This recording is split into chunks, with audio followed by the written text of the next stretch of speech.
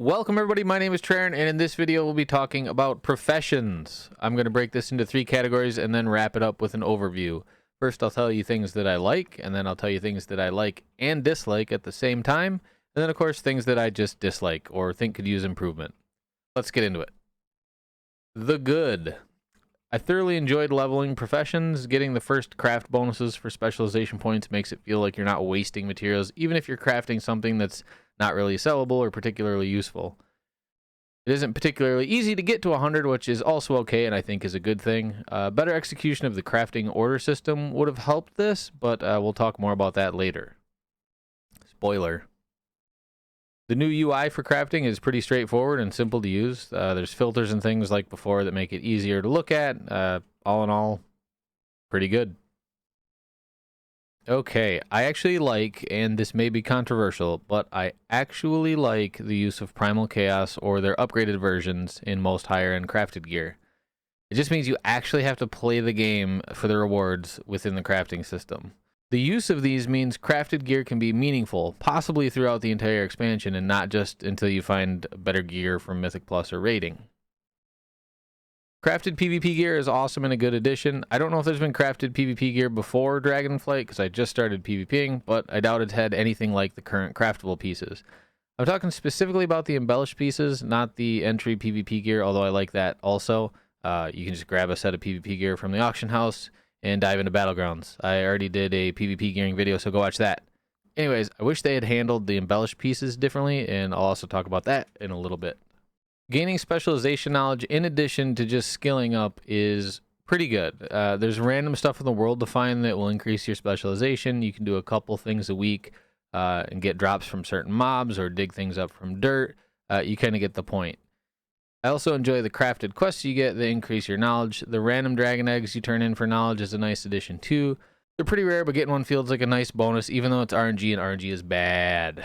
So we're talking about specializations though, which is going to lead us into things that I have mixed feelings about. So, mixed feelings. The actual crafting specialization system. Not getting the points and skilling up, but the actual system itself I have mixed feelings about. I think the system as a whole is very good and has huge potential.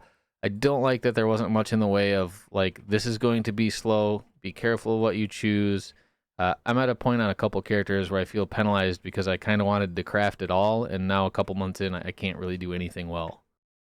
For those people that dumped everything into a certain piece of armor or a specific gem, etc., they can now make highly sought out pieces at that maximum level or rank.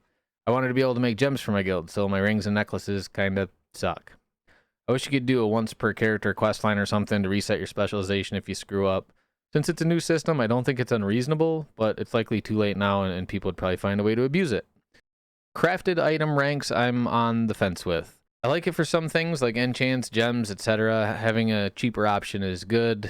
Potions and files seem weird even though they're kind of the same thing. Food doesn't even have ranks, so there's that. It's a little weird. And I also think the raw materials having a rank is not great. I think it would have been more well-rounded if raw materials were static and your crafting rank, specialization, and extras were utilized only to determine the rank of a crafted item. For instance, rank 1 materials right now are more expensive than rank 2 just because everybody's making more rank 2 than 1, so it's kind of busted anyways. I just think there's some tweaking that could be done to make it feel better. Sadly, I don't have a solution to offer here. Gaining experience while crafting is awesome. I wish this was in the like section, but sadly, there's some things I don't like. I really enjoyed getting a couple levels on my warrior with just blacksmithing. I know there's ways to exploit it probably, and that's why Blizzard won't let you just level up with professions, although you can just double gather the whole way up. But anyways, if you want to level a character and outfit yourself with crafted gear and not do a single fucking thing in any zone, I think that should be an option. So the only reason I didn't make this a like part is because there's the stopping point where you don't really earn enough meaningful experience, and then you have to go out and do quests or dungeons or something like that. Crafting orders are a mix of good and pretty bad, unfortunately. The personal and guild order system is pretty solid and is basically exactly what it needs to be. You could improve on the UI a little bit, see who can make what and at what rank, etc. That'd be a step in the right direction. The public order system is not great though. With 10.0.5, they've lowered the max orders you can do from 20 down to 4, so there are some more orders in there, but I think that's more of a result of unlocking sparks for alts and not so much the change in volume. You can't require a specific rank. You can't see who can do what. Early in the expansion, people were putting in orders that couldn't even be made yet because they didn't know. See Elemental Lariat. That's something we're going to be talking about in a bit. So instead, you have to go to trade chat, spam what you can make, what you can't make, or vice versa if you have to find someone spamming and ask if they can make you something. I'm not opposed to social interaction, but with a system like this, there shouldn't be a need for it. I think opting into the order system when you're online to let players know who's crafting would be cool. Imagine a menu with the people that are checked in that can make a big two-hander for you, and now you just choose who you want to make it and see what ranks and percents they have. Maybe you don't even have to opt in. The game just shows you who can craft what. And if someone's fulfilled their maximum for the day, they're automatically off the list. I don't know, I'm not a game designer, but this feels incomplete.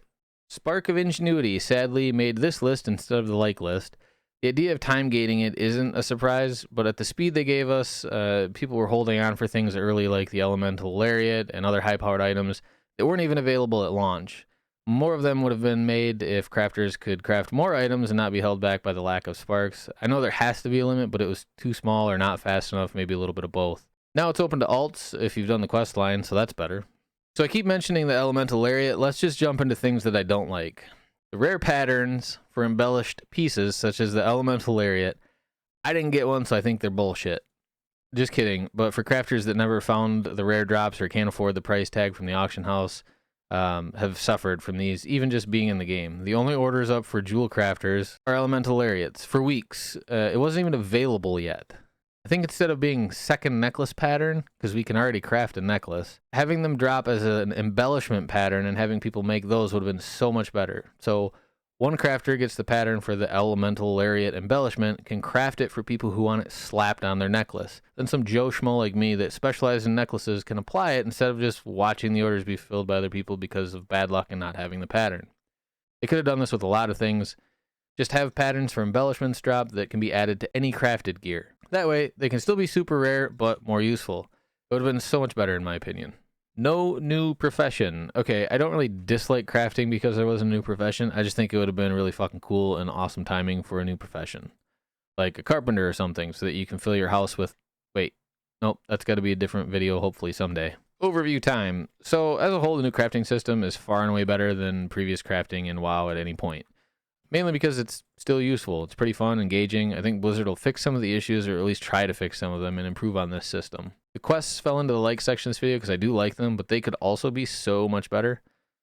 There's nothing wrong with a couple weekly quests, but each profession could have had its own campaign unlocking and learning more about dragonflight crafting as we go. Okay, that's probably a little bit extreme, but I still think it could have been better.